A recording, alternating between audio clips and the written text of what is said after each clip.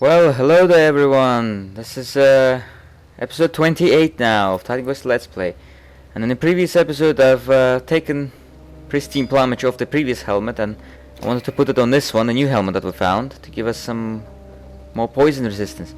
And also I forgot to mention that I got this scroll of Warrior Song again. If you remember a few episodes back when we were in the Athenian battleground, I've accidentally used it by accidentally slipping on a finger with a finger, so I got it again, but I think it was last episode or something and I forgot to mention it.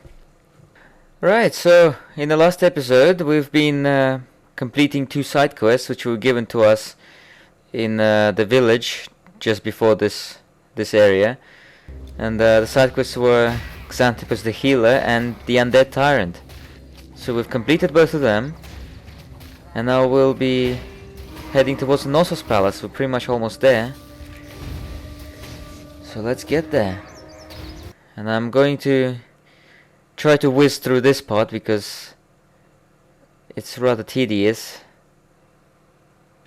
Also in the last episode I've been discussing, if you remember, the Onslaught skill, which is in the Warfare Mastery. So if you are curious about some things about that skill and how it works and whether you should get it, then feel free to check that episode, the previous episode. And in previous episodes there's been quite more of this, fighting Manas pretty much 90% of the time. I'm actually not really that big of a fan of this area that leads up to the Knossos Palace. It's just pretty much the same as the rest of Act 1. It starts to get repetitive at this point. Alright, let's cross this bridge. It's about time. And once we cross it, we get a rebirth fountain and a merchant. So let's check his wares. And whilst checking his wares, I found a good leggings which I could equip. They got a strength bonus, if you notice, so, and much better armor value as well. So I wanted to equip it because now that we equip it, we got a good amount of strength and we can put this Blade Flinger's armor on. Because if you remember, the reason I didn't equip it is because we were losing out heavily on strength. Now we can make it up with those leggings, and if you notice here, pretty much got almost the same value of strength back, and we've got a load of other bonuses. For one, a huge armor value, plus other things like piercing resistance and dexterity and all sorts of things.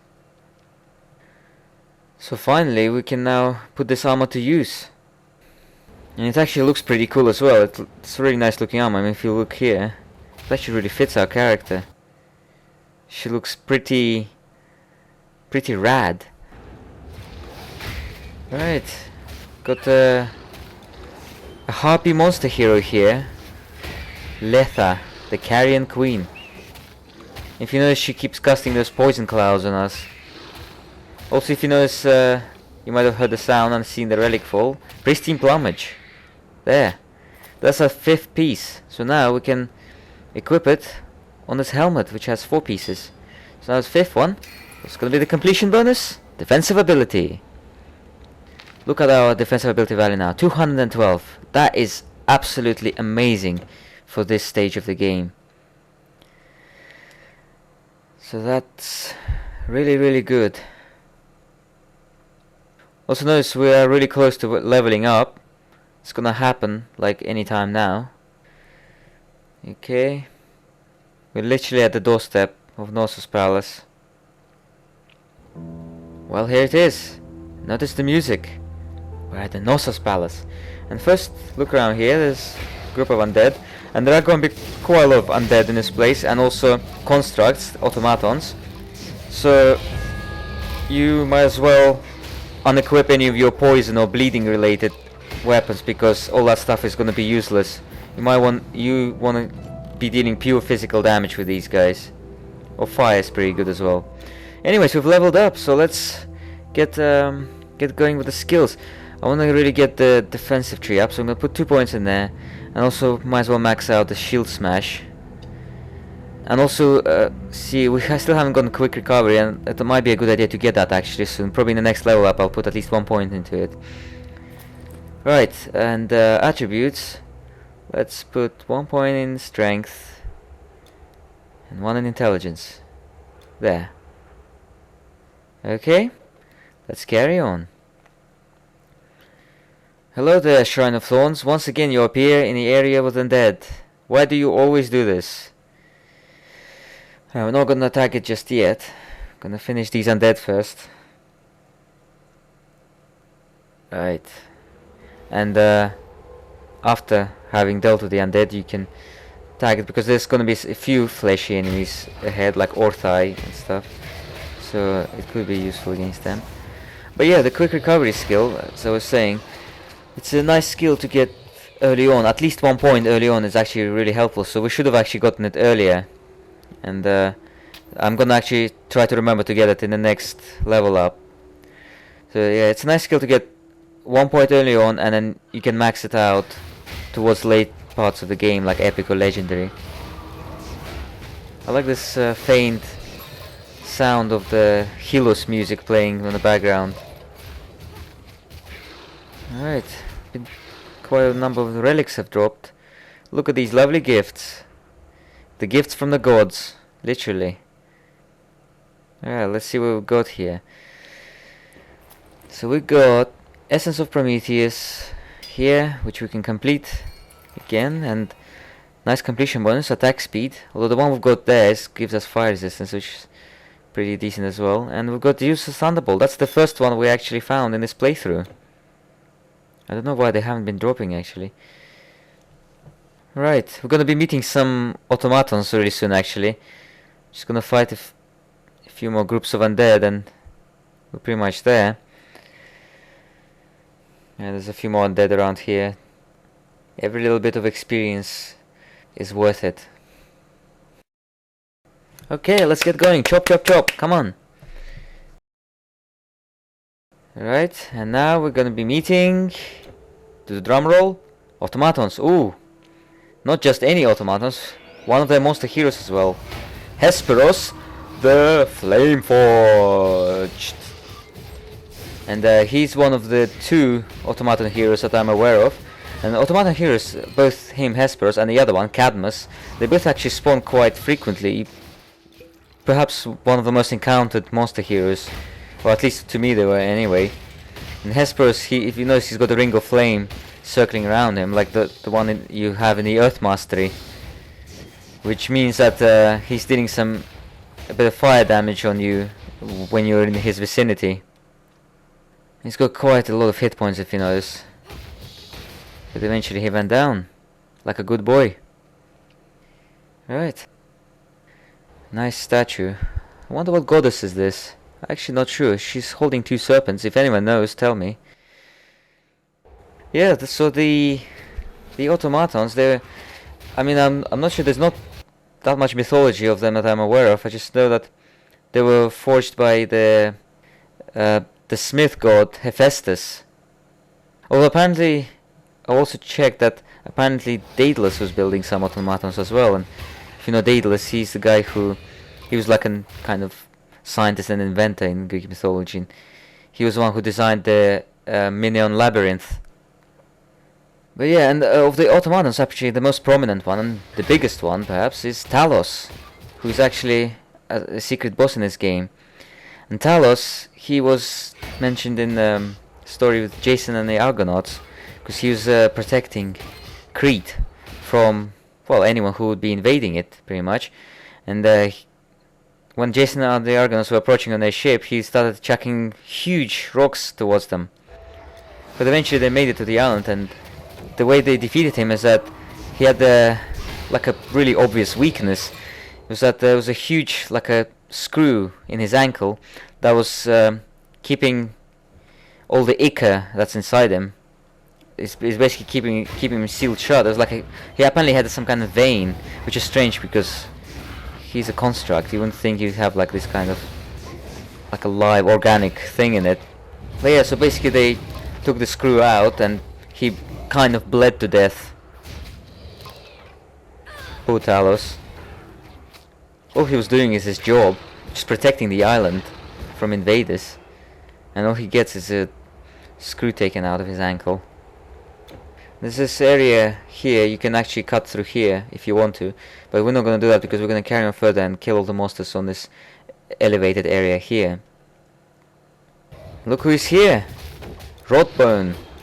Skeleton monster here who we fought before already, and he made the comeback. And if you remember, we fought him back in Parnassus Upper War Camp together with the Bone Lord, like a double team. And we're going to beat him once again. But yeah, this area, area around here that we're walking, it's actually a nice area to lure Talos to, because Talos will usually spawns just a bit further, and it's usually a good area to lure him into.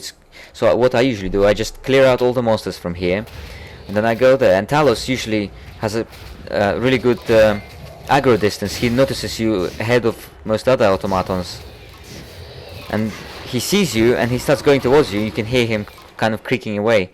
And as he starts going towards you, you lure him all the way here, and you have plenty of running room to sort of circle around him. But yeah, we're not actually going to be fighting Talos in this episode because, well, we're in a normal difficulty, and Talos only appears in Epic and Legendary.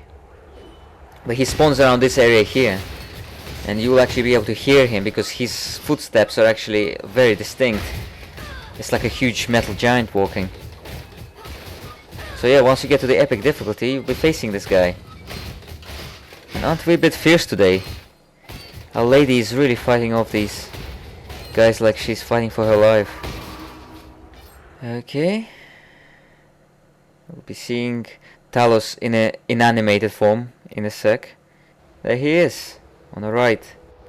Standing motionless. Perhaps when we're in a normal difficulty, we're still too weak and he's like, it's not worth it.